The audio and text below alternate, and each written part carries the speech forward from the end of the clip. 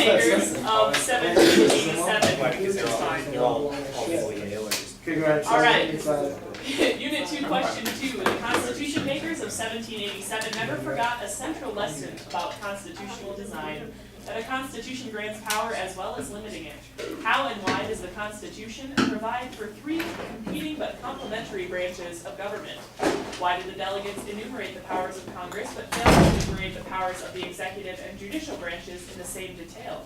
How well has the checking and balancing relationship among the 3 branches intended by the framers been maintained, and what evidence can you offer to support your response? Federalist 51 proclaimed, you must first enable the government to control the governed, and next oblige it to control itself. Learning from experiences under British rule and the Articles of Confederation, the framers sought to create a balance between sovereign and a subservient government. To do this, the Constitution delineated both powers and checks among 4 branches of government, the legislative, executive, and judicial. These branches have maintained a constant flux of power throughout history as well as today. The Declaration of Independence reflected the feelings of the nation when it stated, "The history of the present King of Great Britain is a history of repeated injuries and usurpations of an absolute tyranny over these states." Therefore, with independence, the colonists created the Articles of Confederation, providing for a very weak national government. To achieve balance between the arbitrary dominance of the British Crown and the inefficiency of the Articles, the framers provided for a separation of powers within the Constitution, an idea Montesquieu expressed when he stated, "Power checks power." The framers also defined Congress more narrowly in the Constitution, following John Locke's idea of legislative supremacy. Article 1 outlines the specific enumerated powers of Congress as compared to the broad defined powers of the executive and judicial in Articles 2 and 3. The founders believed that the executive and judicial branches would be defined more clearly by Congress after ratification of the Constitution.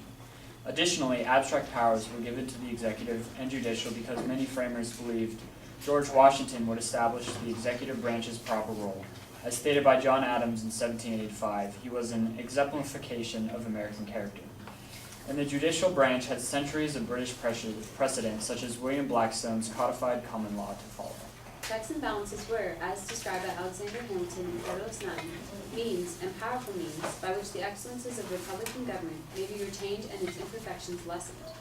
The founders wanted neither branch to be too strong like the Parliament, nor too weak as the Articles of Confederation displayed. The legislature, under Article 1, allows for Congress to make necessary and proper laws, approve executive appointments and treaties, control the branch of government, and declare war. The executive, under Article 2, is commander-in-chief, executes the laws, makes appointments, and has veto power. The judicial branch, following Marbury v. Madison, established judicial review to check the constitutionality of laws. Wherever these powers are distinct to a certain branch, they have power and energy. Wherever the powers of the branches overlap, they are checked. States also have become yet another check with the 10th Amendment and our system of federalism, ensuring a double security as described by Federalist 51. The security that was displayed when 15 states had guaranteed women's suffrage before the passage of the 19th Amendment. Finally, citizens have contributed to checks and balances as well. With the right of expression and protest guaranteed under the First Amendment, the people may influence all 3 branches of government, as seen with the recent call for health care reform that resulted in the Affordable Care Act, recommended by the executive, passed under the legislative, and reviewed under the judicial. The distribution of power between the 3 branches has throughout American history been in flux, thus maintaining checks and balances. Using his veto in an unprecedented way, President Jackson overrode the legislative branch, and ignoring the decision in Worcester v. Georgia, he defied judicial review. The radical Republican-controlled Congress following the Civil War bitterly opposed both President Johnson's Reconstruction plans and overrode 15 out of the 21 bills vetoed by Johnson, as well as impeaching him. Roughly 70 years later, the judicial branch asserted their power during the reign of the Progressive Warren Court, passing landmark decisions such as Brown v. Board of Education and Miranda v. Arizona. Today, checks and balances are exemplified in the filibuster of the CIA director nominee, held by Senator Rand Paul to address the recent drone usage on American citizens, stating that the Senate should be trying to restrain the executive branch, thus displaying how the branches continue to hold each other accountable. According to Newton's third law of motion, every action has an equal and opposite reaction.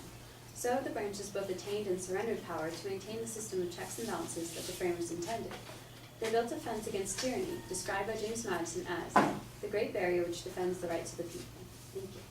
4 minutes. So this may have been in your testimony, but do you think that the people have a place in checks and balances? I would definitely agree that people do have a place in checks and balances.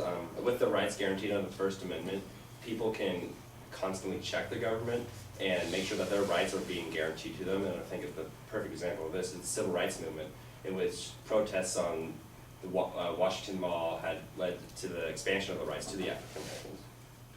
Another great example of this is both of the same-sex marriage cases that are in the Supreme Court.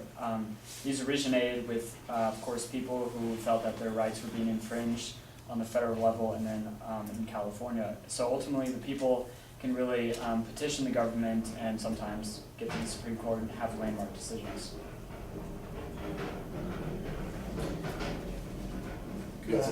Yeah, well, just a quick question. When you talk about the power that's shared between these three branches, is that amount of power, is it a fixed amount of power and it just kind of floats back and forth between the three branches based on how they've interacted with each other over the years? Or can all three of them absorb more power? And if so, where does it come from? Well, going back to physics, matter is neither, or energy is neither created nor destroyed, nor is matter. So in that case, the power between the branches is neither created nor destroyed. It just fluctuates between the three branches so that each can attain power, surrender power. As we said throughout history, like the Supreme Court will check one branch and gain some power, but then later the president will gain power, or Congress will gain power.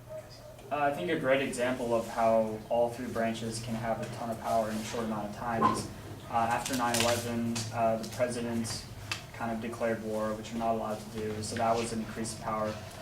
The legislature passed the Patriot Act, which restricted a lot of rights on the American people and allowed them to kind of investigate people without due process.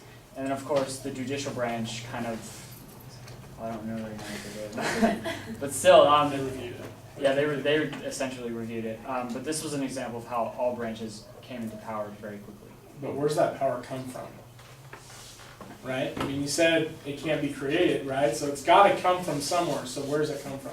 Well, some powers that were initially included in the Constitution, such as the senatorial duty to review presidential appointments, that power has not changed. It has stayed as the Constitution says, because reviewing an appointment is reviewing an appointment, and there is the power to filibuster it, but it's still just going to be reviewing an appointment. These powers come from the Constitution and how you interpret the Constitution. I think a perfect example of how you interpret the Constitution is the fact that the president can make executive orders under Article 2. This was not really an intended power given to the president, but because Article 2 states that the president must execute the laws faithfully, he can interpret the law, he can interpret that to justify executive orders affecting the executive branch. Do you guys think the Supreme Court's power has expanded or contracted in the last 20 years?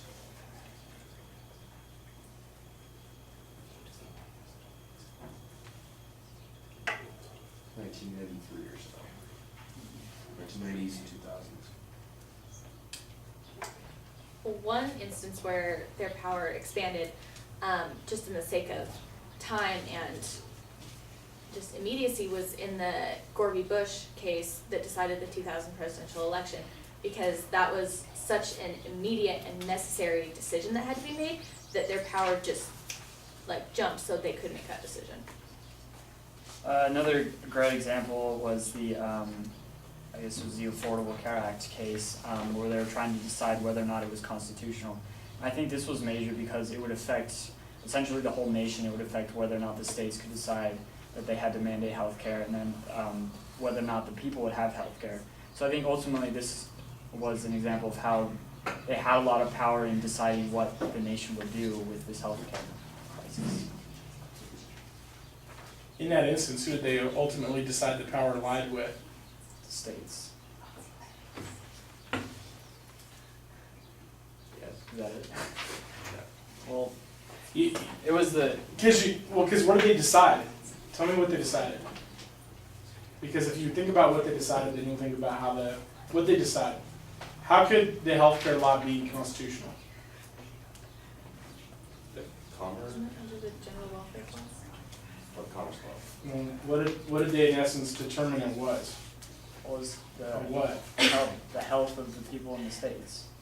They refer to it, if I'm not mistaken, as a tax, did they not? So if they refer to it as a tax, can the federal government levy tax? Yes. So is it constitutional? Yeah. So did they really even deal with the idea of a healthy nation? They just decided if Congress and the president could ultimately do what? If Congress could levy a tax. It's just the word mandate. Yeah, that was what they argued over. So, which branch do you think is more prone to violating the Constitution, or to violate the Constitution? Which branch do you think is more prone to violating the Constitution, And why? and why? The most prone branch to violate the Constitution is the president, because in times of emergency, people look to the president to lead the nation, and in order to lead the nation, he needs to sometimes step out of the boundaries of the Constitution. And through presidents such as Lincoln during the Civil War, FDR during the Great Depression, he used his interpreted presidential powers to turn the president into something that was never intended by the framers through such things as the Emancipation Proclamation and I would disagree. I think Congress is most liable to violate the Constitution because though the president is often blamed, just as John Adams was blamed for the Alien and Sedition Acts and President Bush was blamed for the Patriot Act, Congress had to pass those acts for them to happen. And though now they're seen as unconstitutional by many people, it was Congress who initiated those acts. However, I think that one reason the presidency is also more prone to violate the Constitution is because Article 2 is perhaps the least delineated section of the Constitution, so the president's powers are the most broad. So that just gives way to violating the Constitution because it's not nearly as specific as the other sections. Yeah, it's not there.